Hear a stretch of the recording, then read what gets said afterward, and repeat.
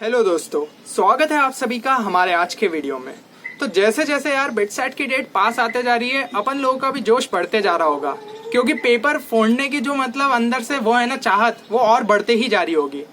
तो बहुत सारे स्टूडेंट्स हैं जिनके मन में एक चीज का डाउट होगा कि इस बार जो है एक्सपेक्टेड कट ऑफ्स क्या हो सकते हैं, क्योंकि अब यार अपन को बहुत सारे फैक्टर्स हो चुके हैं जिसकी वजह से जो है कट ऑफ में कुछ भी चेंजेस हो सकते हैं।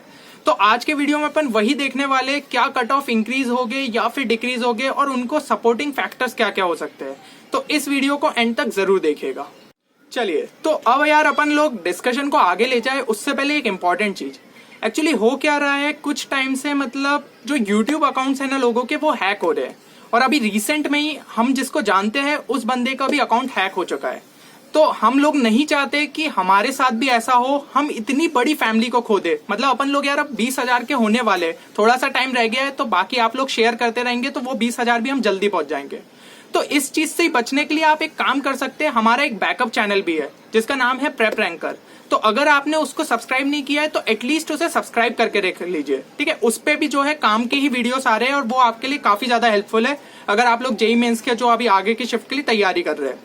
तो इनकेस अगर आपको वीडियो नहीं भी देखना है तो एक बार अगर आप सब्सक्राइब करके रख लेंगे तो हम लोगों के साथ आपका कनेक्शन कभी नहीं टूटेगा। और आप जानते हैं कि अभी बिटसेट और जेईई का कितना इंपॉर्टेंट टाइम चल रहा है, तो हम भी नहीं चाहते कि आप लोगों से हमारा कनेक्शन टूटे, ना आप लोग भी ये चीज चाहेंगे। तो अब हम बात करते हैं कि आखिर बिटसेट के कट ऑफ को लेकर अब चीजें क्या हो सकती है। क्या बिटसेट का कट ऑफ इंक्रीज होगा या फिर डिक्रीज? तो एक तो सबसे पहला फैक्टर ये हो गया है कि जो एग्जाम्स है वो लगातार पोस्टपोन हो रही है, ठीक है। उस चक्कर में क्या हुआ है कि स्टूडेंट्स को एक अच्छा खासा टाइम मिल गया है। और अपन ने रिसेंटली देखा था कि अभी जो जेईई मेंस के पेपर हुए थे तो उसमें 245 से लेकर 250 मार्क्स लाने पड़ रहे थे, तो जाके 99 परसेंटाइल मिल रहे थे।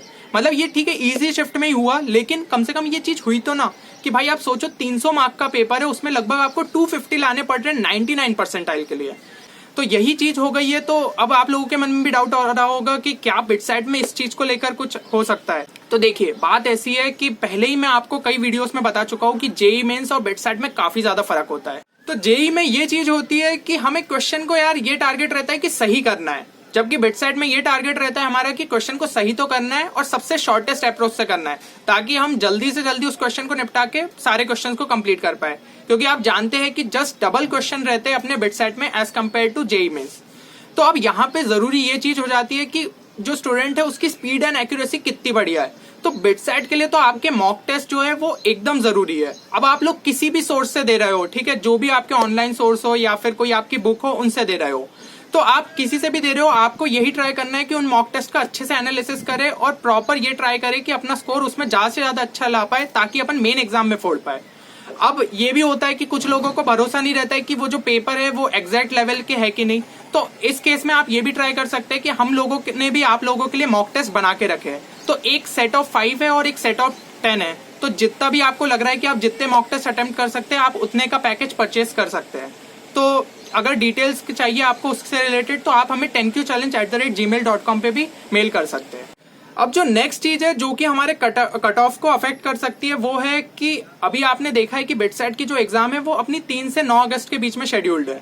और अगर हम 4th अटेम्प्ट की बात करें तो भाई वो तो अपना 27 अगस्त से है। उसके बाद जेईई एडवांस कब होगा उसके बारे में हमें कुछ भी खबर नहीं है। तो अब ये सोचने वाली बात ये भी है कि भाई जो बिटसेट का मतलब काउंसलिंग प्रोसेस होगी वो कब होगी, क्या वो जेईई एडवांस के बाद रखी जाएगी? और मोस्ट प्रोबेबली ये होना भी चाहिए, नहीं तो आप जानते हैं हर साल ऐसा होता है कि जिनकी एडवांस में 1000 से लेकर 2000 के बीच भी रैंक आती है तो वो लोग भी बिट्स पिलानी को चूज करते हैं, क्योंकि उनको एक बेटर ब्रांच वहां पे मिल रही है। और आप जानते हैं कि टॉप 4 आईआईटीज के बाद बिट्स का ही नंबर आता है। तो इसमें यार ऑब्वियसली जो भी मतलब बिट्स पिलानी का एडमिनिस्ट्रेशन जो भी फैसला लेगा वो आप लोगों के लिए फेयर ही होना चाहिए। तो मुझे नहीं लगता कि वो आपको इस डिलेमा में फंसाएंगे। अब बाकी अपन लोग इंतजार के सिवा कुछ कर भी नहीं सकते। अभी तो जो ऑफिशियल वेबसाइट के हिसाब से उन्होंने बोला है कि अगले सेमेस्टर को वो लोग सितंबर 14 से स्टार्ट करेंगे, मतलब सितंबर 14 के बाद आएगी डेट। तो एग्जैक्ट डेट वो उन्होंने बोला है कि वेबसाइट पे अपडेट की जाएगी। तो अभी तक कुछ एग्जैक्ट जब तक नहीं लिखा जा रहा है तो अपन ये चीज अज्यूम कर सकते हैं कि वो लोग काउंसलिंग प्रोसेस को थोड़ा लेट ही रखेंगे। अब अपन बात करते हैं कि भाई कट ऑफ जो है हर ब्रांच को लेकर किस तरीके से रहेंगे। तो मैंने आपके लिए एक प्रॉपर एनालिसिस बना के रखा है कि भाई जो अपने 2020 में कट ऑफ थे, 2019 में कट ऑफ थे, 2018 के कट ऑफ थे, उसके बेसिस पे अपन ये चीज प्रेडिक्ट कर सकते हैं कि 2021 के कट ऑफ जो है वो किस प्रकार से रहेंगे। तो आइए चलिए शीट पे चलते हैं और देखते हैं कि आखिर सबके कट ऑफ क्या है। चलिए, तो आप लोगों को मेरी स्क्रीन दिख रही होगी। तो स्क्रीन पे आप देख सकते हैं जो ये डी कॉलम है, इसमें अपन ने 2020 के कट ऑफ्स लिए, 2019 के कट ऑफ्स अपन ने ई कॉलम में लिए और 2018 के जो बिटसेट के कट ऑफ है वो अपन ने 2018 में लिए। तो इसके बेसिस पे अपन ने तीनों जो ईयर्स का एवरेज लेके यहाँ पे जी कॉलम में आपको दिख रहा है। तो एक्चुअली मैंने 2017 को क्यों नहीं कंसिडर किया, क्योंकि वो भी तो अपना बिट्स की वेबसाइट पे अवेलेबल है। तो हुआ ये था कि हम लोगों ने अपना पेपर दिया था 2016 में, उसके बाद जो है बिट्स में सीटें बढ़ी थी। अब जब सीट्स इंक्रीज हुई थी ना, तो कट ऑफ में एकदम से ड्रास्टिक फॉल आया था इस वजह से। तो और फिर उसके बाद 2018, 2019 और 2020 में अपन देखे तो कट ऑफ जो एक सिमिलर काइंड ऑफ चल रहा था, इसलिए 2017 को अपन ने कंसिडर नहीं किया। तो इन तीनों का एवरेज लेके अपन को जैसे यहाँ पे बी केमिकल का दिख जा रहा है 275। अब ये तो हो गया एक एवरेज स्कोर। अब एक होता है सेफ स्कोर। सेफ स्कोर क्यों?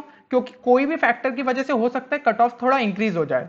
ठीक है, कट ऑफ गिर भी सकता है, लेकिन अपन गिरे मतलब नीचे वाली चीज को क्यों कंसिडर करना, अपन को तो जो अपर लिमिट है उसी को हमेशा सोच के चलना है।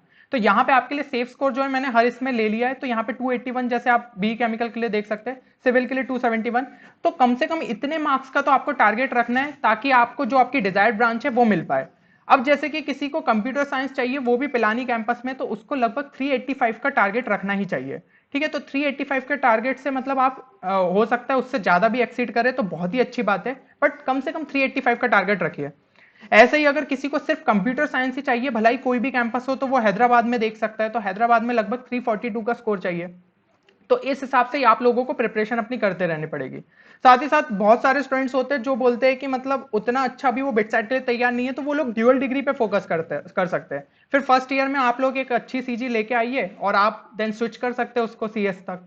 तो ये चीजें यार सबके लिए ही ओपन रहती है। तो अभी अपनी तरफ से बेस्ट दे के आइए बिटसेट में।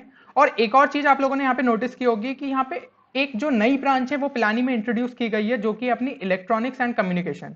तो इसका जो है अपन के पास कोई भी अभी डेटा अवेलेबल नहीं है ऑब्वियसली, बट मैंने एक वीडियो डाला था जिसके अंदर मैंने बताया था क्या क्या रीजंस की वजह से जो है आपका स्कोर लगभग 330 से 335 के बीच में रह सकता है। तो अगर आपने वो वीडियो नहीं देखा है तो एक बार जाके देख सकते हैं, आपको टॉप राइट में दिख रही होगी उसकी लिंक।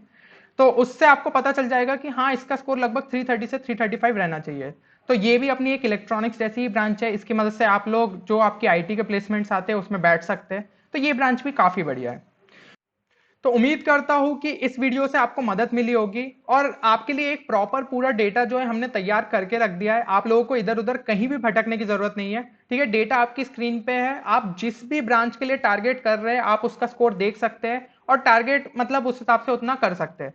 और ये तो यार मत सोचिए कि ठीक है भाई मुझे यही ब्रांच चाहिए, स्पेसिफिक यही ब्रांच। अभी आपका जो सबसे पहला टारगेट होना चाहिए वो है कि बिटसेट में आप जितना बढ़िया स्कोर कर सकते हैं उतना करिए।